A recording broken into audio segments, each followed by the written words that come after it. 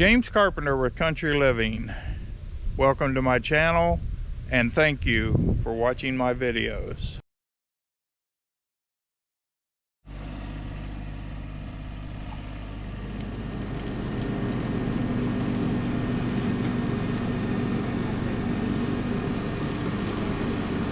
The Tesla Garage Build, Episode 2.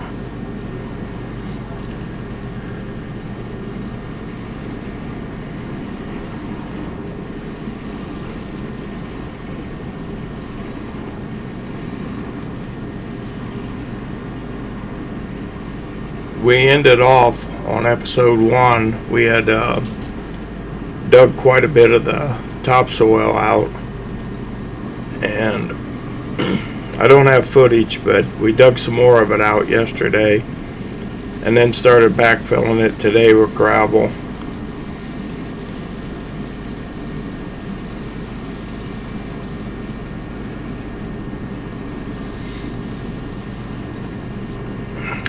Right there on the left where the wire's hanging out of the building, the panel box is on the other side of the wall. And what we noticed is that the original service that I put in back in the mid-80s was in galvanized pipe. And that galvanized pipe has deteriorated considerably. So what my plans are is to install a new service pipe made from plastic, not metal, and should the once that pipe completely deteriorates, should the wire somehow become compromised from a stone or something of that nature, we can just extend the pipe on over to the service pole and just run a new line parallel with the old line, and then take one sheet of metal off the building and access the panel box from the back side.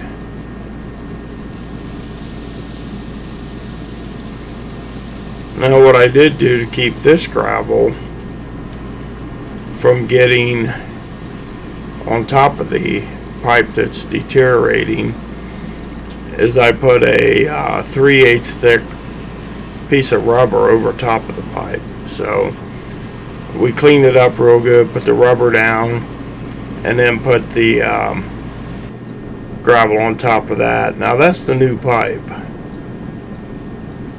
And as you can see, if we have to put a new service wires anyhow down the road, we just need to dig up a little bit outside the foundation here and extend this pipe over to the service pole, and we'll be good to go.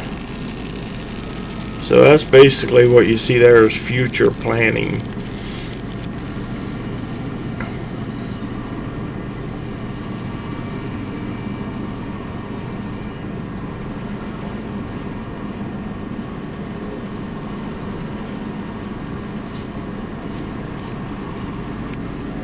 You can see the rubber a little bit right there.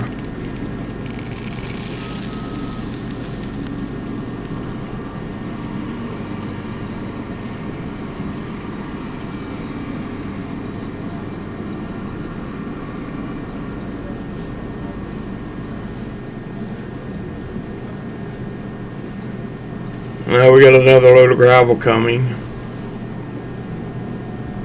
We had 3 loads total. And in the next episode, we'll need 1 more load for the final grade.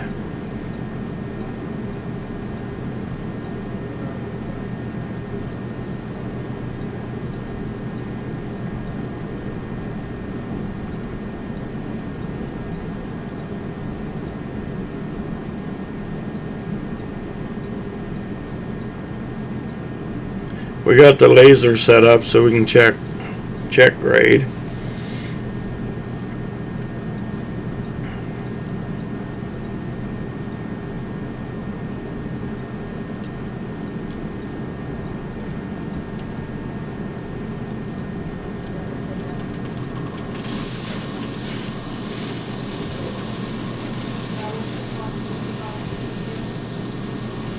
We actually did quite a bit of work on that dump truck recently through the automotive shop.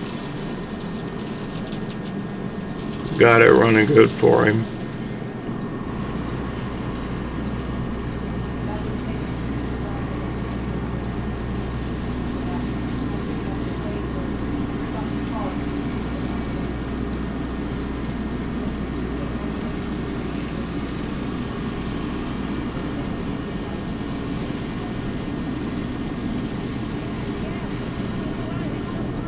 Using that bucket to feather that gravel out a little bit saves a bunch on the raking.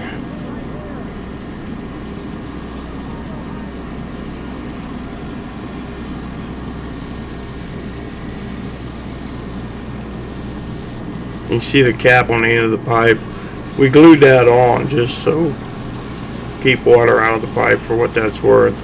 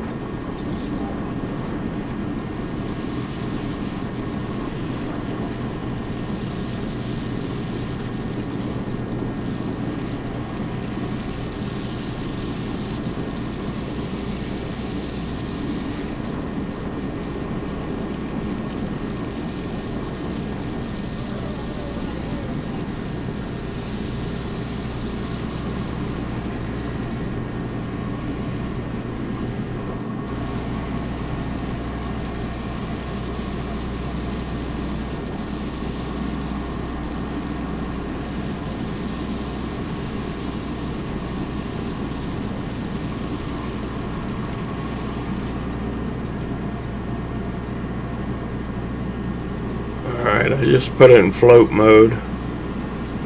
Doing a little back drag here.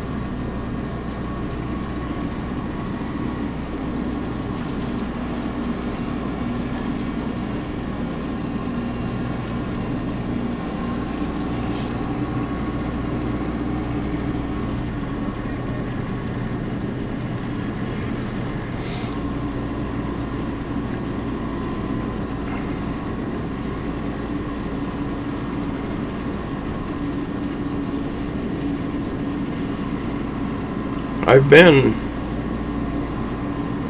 scrounging up, so to speak, construction materials for the project. And I may have mentioned it in episode 1, but I did get 36 4x4s, which will use the 4x4s for exterior wall framing. And I've got a lead on some 2x10s, I think he said by 16, that I may be able to use for the roof rafters.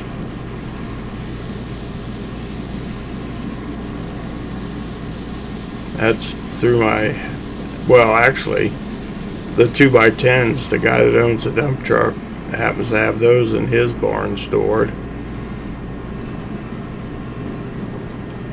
The fours I got from my Habitat guy.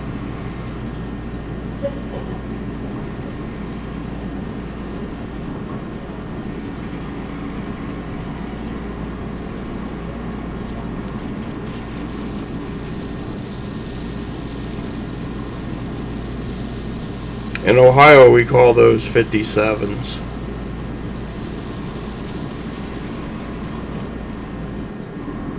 I hear YouTubers talk about gravel and stone quite a bit. And different regions have different names for gravel, but we here in Ohio call those 57s. So the pad's starting to look pretty good.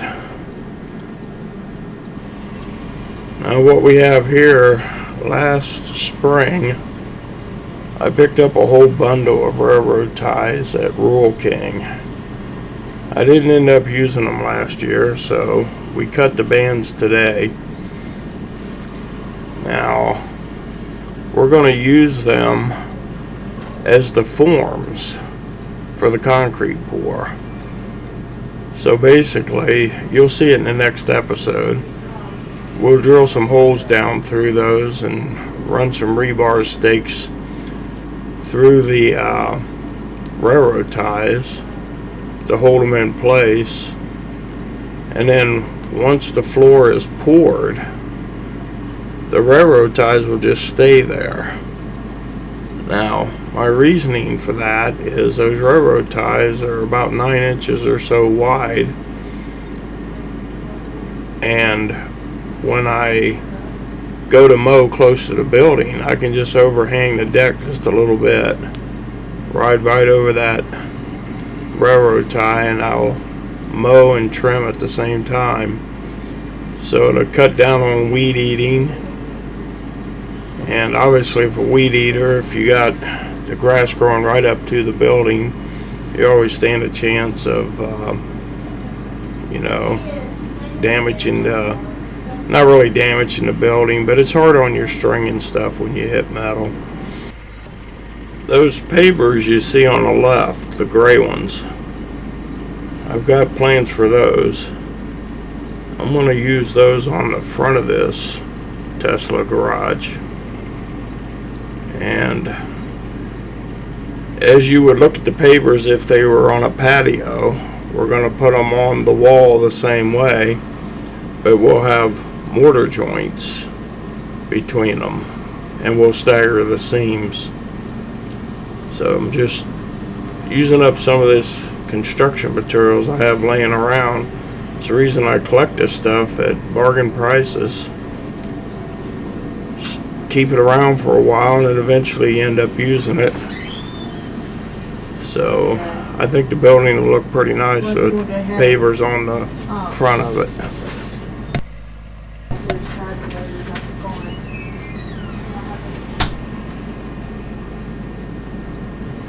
Just setting a couple more railroad ties here.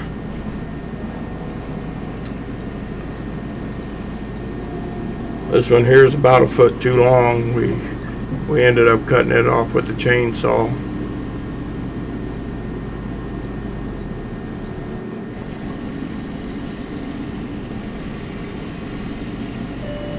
Here I'm trying to roll that log over, but I couldn't get my forks high enough to bend them back far enough to actually get a hold of it and flip it up out of there, so I basically gave up on that.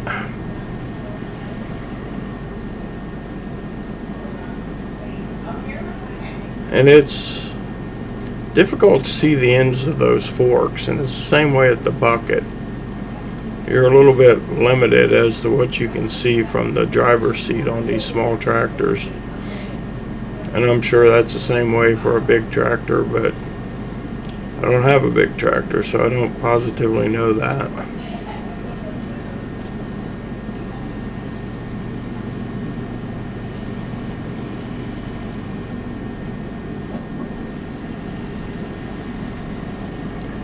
Tomorrow, the weather here in Ohio is supposed to be pretty nice.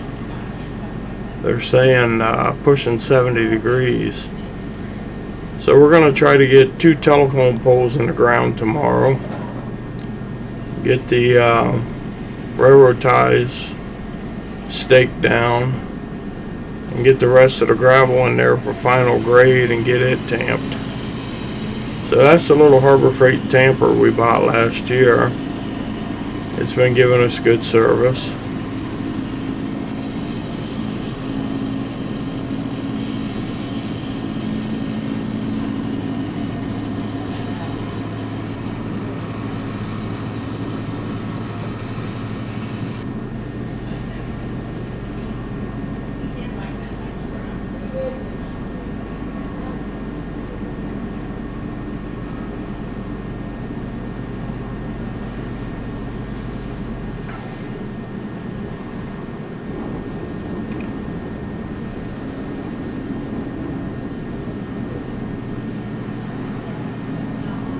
For all my current subscribers, I definitely want to thank you for your support.